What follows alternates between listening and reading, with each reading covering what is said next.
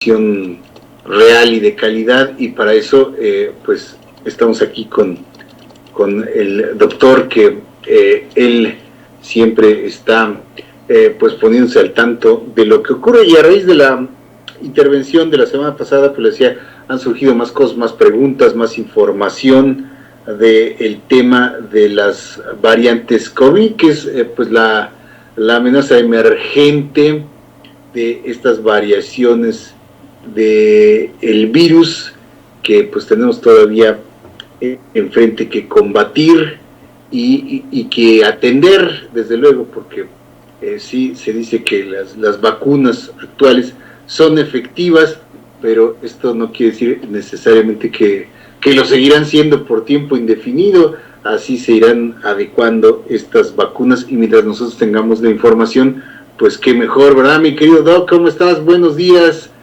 Qué gusto verte de nuevo, mi Doc. Así es, buenos días, un saludo a todos. Sí, efectivamente, es algo de lo que ya hemos platicado en algunas ocasiones. Todos los virus RNA, como el virus SARS-CoV-2, es un virus RNA, mutan repetidamente. Este virus ha mutado a la fecha de ahorita aproximadamente entre 90 y 100,000 veces ya. Ha tenido de 90 a 100,000 mutaciones ya. Y lo que sucede con este virus es que tiene una particularidad. Tiene un mecanismo para filtrar la replicación de su material genético, cosa que no tienen otros virus RNA.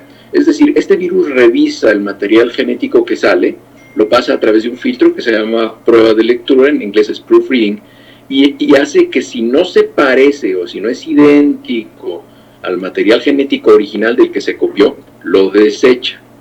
Y esto, en teoría, protege al virus, pero en realidad a quien nos está protegiendo es a nosotros una vez que tenemos una vacuna.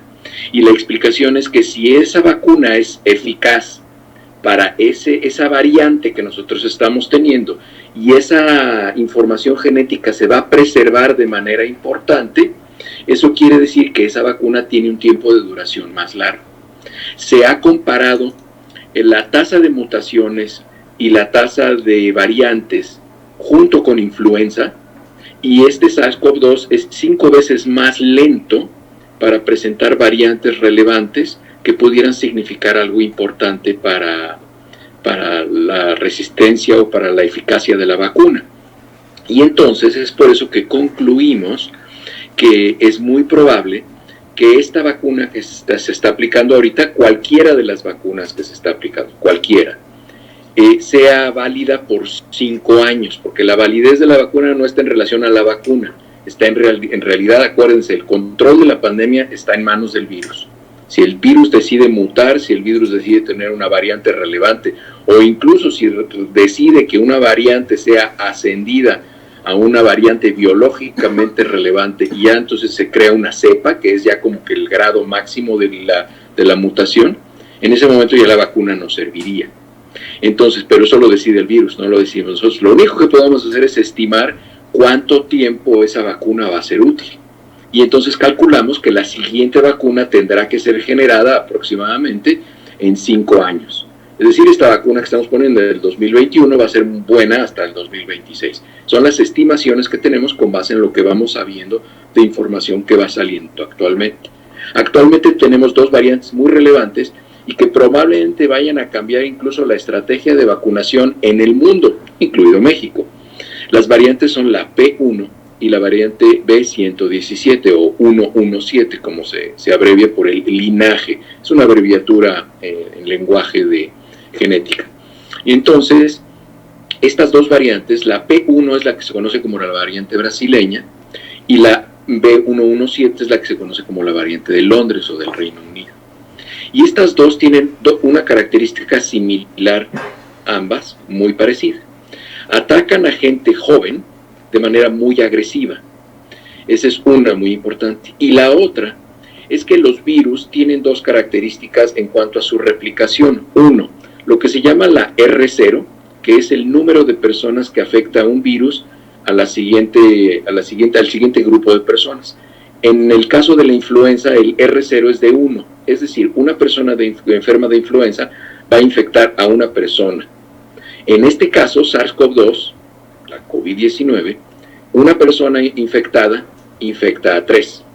Esa es la R0. Eso es muy importante. Imagínense que tuvieran un R10, pues una persona infectada infecta muchísimos. El otro valor importante en cuanto a la infección de una persona a otra es el SI, o el intervalo de la serie. ¿Eso qué significa? Eso es el tiempo que pasa entre que una persona se infecta e infecta a la siguiente. Todos hemos oído que se van estos irresponsables cabezones a sus vacaciones de Semana Santa, y entonces estamos esperando ver muchos enfermos de 10 a 14 días. Eso es el intervalo de la serie. Es decir, tenemos 10 a 14 días entre que un infectado se va de vacaciones, infecta a otro y otro empieza a tener síntomas.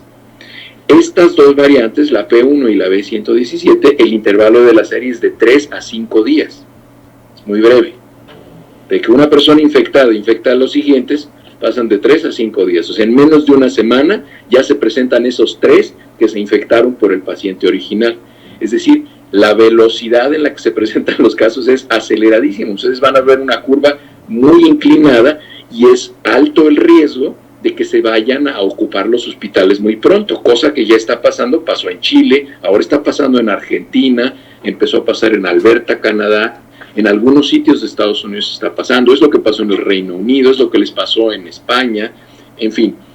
Es por eso que ya cerraron incluso algunos sitios para que vayan personas, por ejemplo, de Brasil y todo esto, porque se están presentando las variantes. Ahora el escenario es diferente porque ya tenemos vacuna. ¿Qué es lo que se puede hacer? Fíjense, y probablemente en 3 o 4 semanas, como yo se los he dicho aquí algunas veces ya, van a estar contemplando la posibilidad en México, como ya la contemplaron aquí en Estados Unidos y en Canadá, de que los esquemas de vacunación, en vez de completarlos, es decir, en vez de dar las 2 dosis de la vacuna, le van a dar una dosis a más personas, para que de esta manera se cubra a una mayor población y de esa manera se pueda contener la velocidad del crecimiento y el desplazamiento de los casos. Ahora, mucha gente va a decir, pero es que no me dieron las 2, entonces no estoy vacunado completo. Una sola vacuna de las vacunas que son esquemas de 2, confiere una protección de alrededor del 70%, que es muy buena.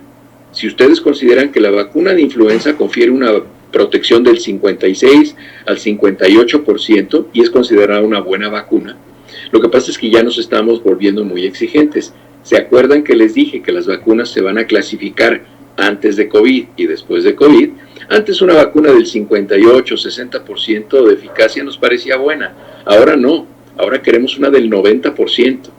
Pero si nosotros vacunamos a muchas más personas con una sola dosis y no nos esperamos a que mejor tengan 2 dosis pocas personas, eso sería una torpeza epidemiológica, porque no podríamos contener ese gran número de casos que se van a presentar, porque se van a empezar a presentar nuevas variantes antes de que avancemos mucho más la vacunación, y eso es esto va a ser un drama y va a ser una desgracia mundial.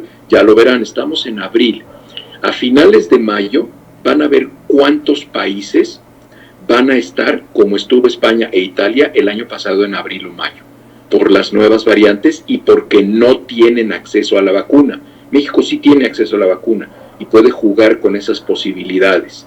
Entonces, yo no sé si van a empezar a contemplarlo las personas de la Secretaría de Salud en México, pero ya se está empezando a contemplar aquí en Alberta. Entonces, en vez de que ese millón de vacunas que leía hoy en la madrugada que publicaba el secretario de Relaciones Exteriores que van a llegar a México hoy, en vez de que ese millón de vacunas lo utilicen para dar segundas dosis y completar esquemas, mejor que den primeras dosis a muchas más personas para disminuir el crecimiento de casos. Yo no sé cómo esté creciendo el número de casos de P y B117 en México, porque desafortunadamente la tipificación de viral no es algo que se practica con mucha regularidad en muchos países, incluido México. Así es, doctor, eso es lo que debe quedar claro. No es que, como se piensa entre muchas personas, si te ponen la primera y ya no te ponen la segunda, ya la primera dosis valió gorro, ¿no? O sea, ya no va a tener efecto alguno.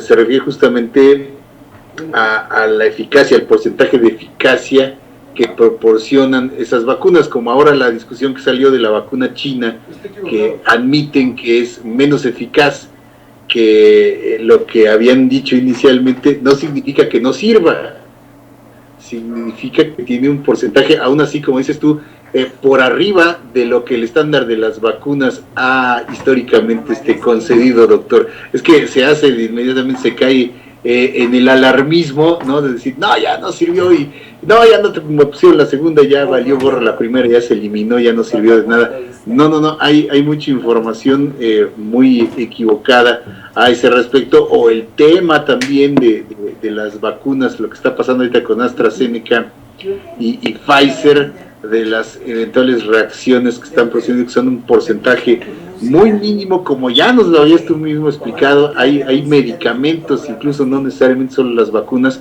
que pueden tener algunos efectos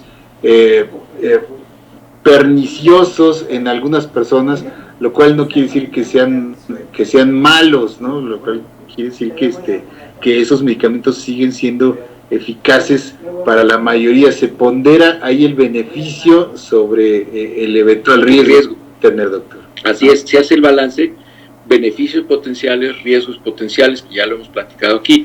El día 9 de abril en el New England Journal of Medicine se publicó un artículo justamente de esto, en el que se hizo un análisis y en el que se dice, es que es muy importante leer el lenguaje científico. Yo sé que me van a...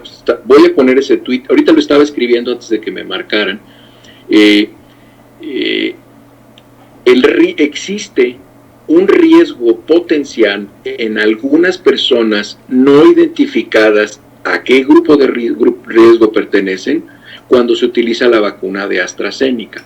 Algunos países decidieron retirarla justamente porque no han identificado qué factores de riesgo tienen los pacientes que potencialmente se pueden complicar. Y la complicación que se presenta es una trombocitopenia trombótica inmune relacionada con la aplicación de la vacuna. ¿Esto qué significa? Esto de una trombocitopenia.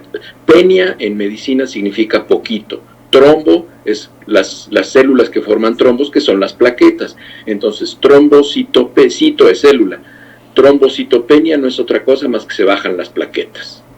Dicho de manera muy científica. Trombocitopenia trombótica, es decir, que favorece la formación de trombos. Que son trombos? Son coágulos que se pegan a una estructura del cuerpo, y cuando ese trombo se desprende de esa estructura del cuerpo, la que sea, y viaja a través de la sangre, se convierte en una embolia. Es un émbolo, es un trombo que viaja. Entonces, por eso se llama tromboembolia pulmonar, tromboembolia cerebral.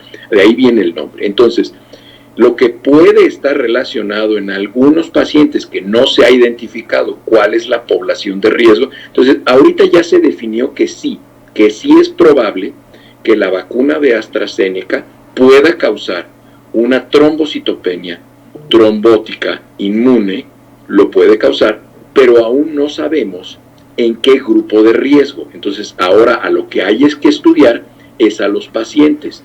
Y fíjense que puede suceder algo que sucede muy interesante en medicina, que cuando aplicamos una vacuna y se complican unos pacientes, identificamos qué grupos de riesgo hay, y entonces eso nos va a ayudar a que generemos las herramientas de identificar de manera temprana a ese grupo de riesgo, que muy frecuentemente no solamente tiene riesgo si le ponen la vacuna, sino tiene otro tipo de riesgos a lo largo de su vida.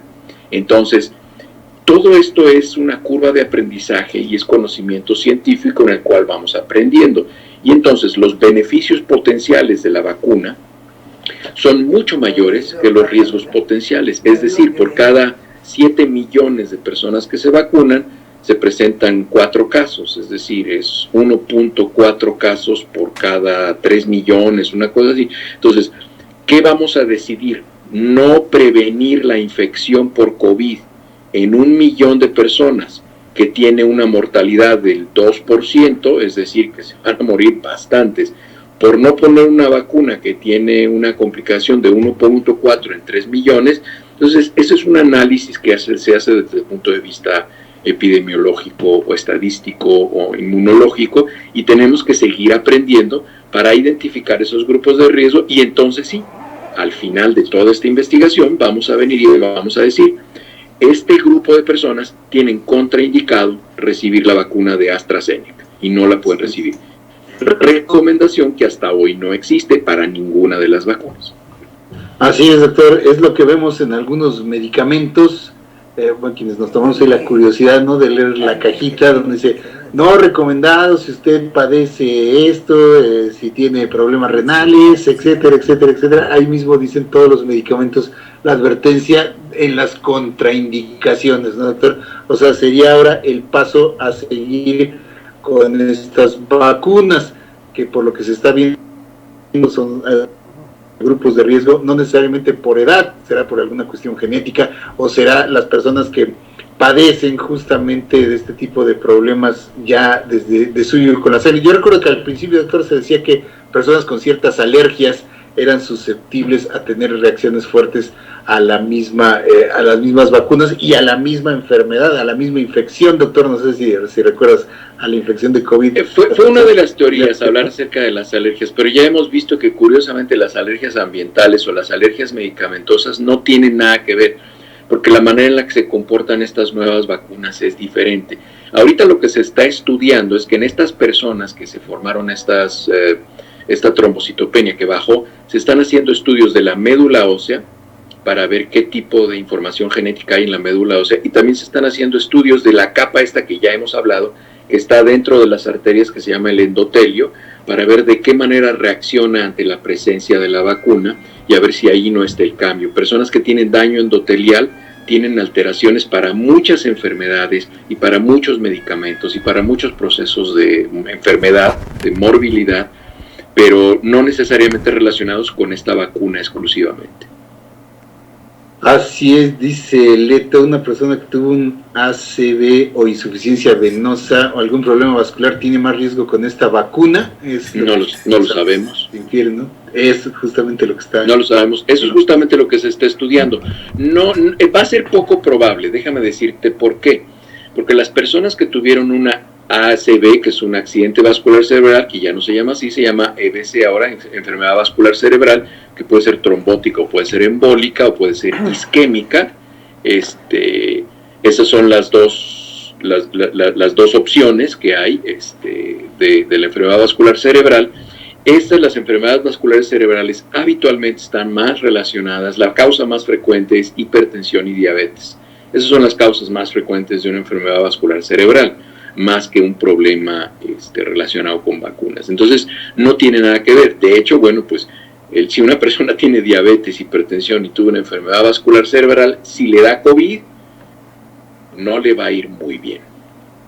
Así es, esa es la cuestión, que de alguna manera las personas que están o que tienen estas reacciones fuertes a la vacuna, se puede inferir, doctor, que exactamente como dices, si les da el COVID, al final de cuentas, pues también pueden tener un desenlace. Sí, no, pues una persona que tiene diabetes e hipertensión y la tiene descontrolada y ya tuvo una enfermedad vascular cerebral, aunque sea una mini embolia, como le dicen, que eso se llama isquemia cerebral transitoria, si ya les dio eso y les da COVID, la mortalidad es cerca del 30%. Entonces, la verdad es que si la mortalidad, si la posibilidad de que se compliquen por la vacuna es de 1.4 en 3 millones, y si les da COVID es del 30%, pues no se necesita ser muy inteligente para pensar cuál riesgo es menor.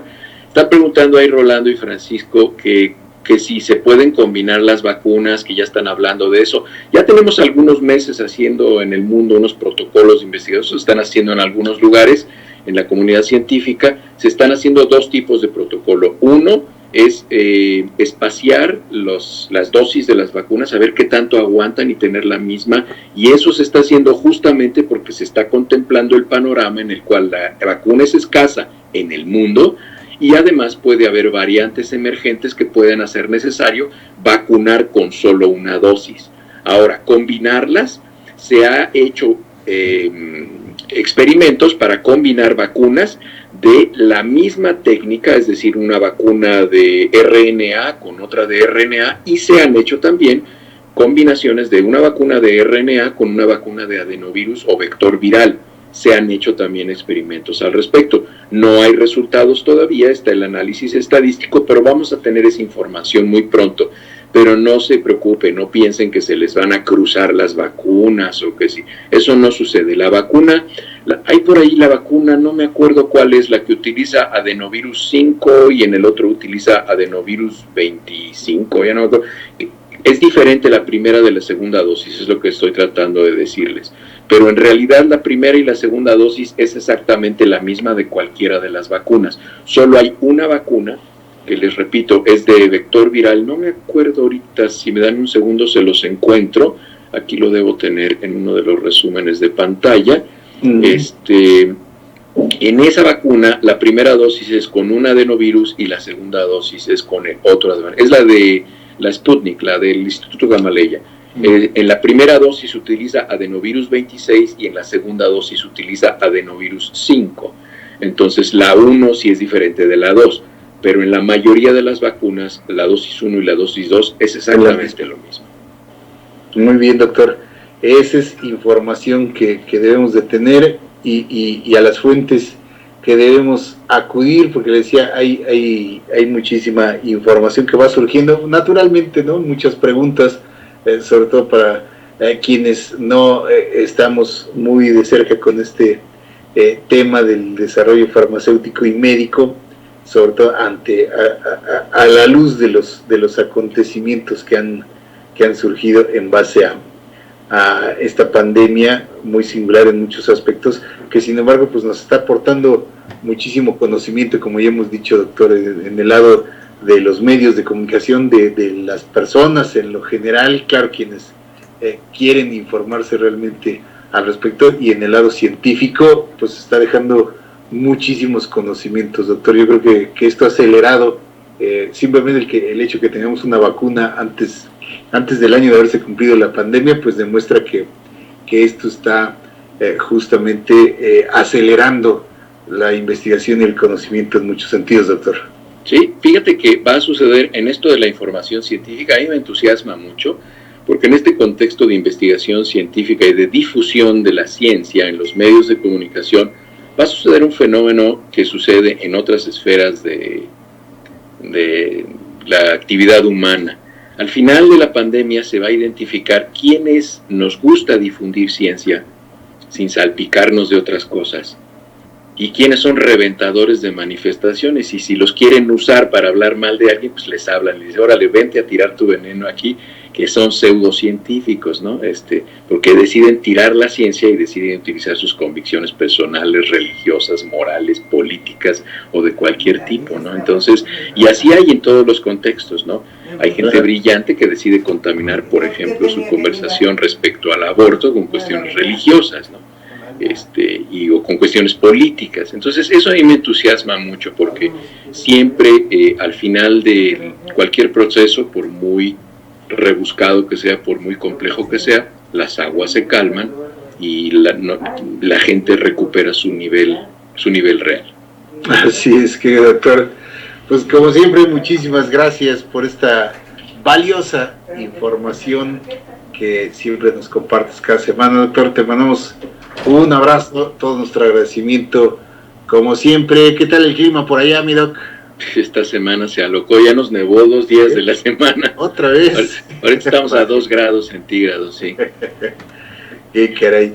Muy bien, doctor, pues muchísimas gracias, te mandamos un abrazo y nos escuchamos la próxima semana. Que estén bien, hasta la próxima semana. Gracias, mi doc. Gracias a todos.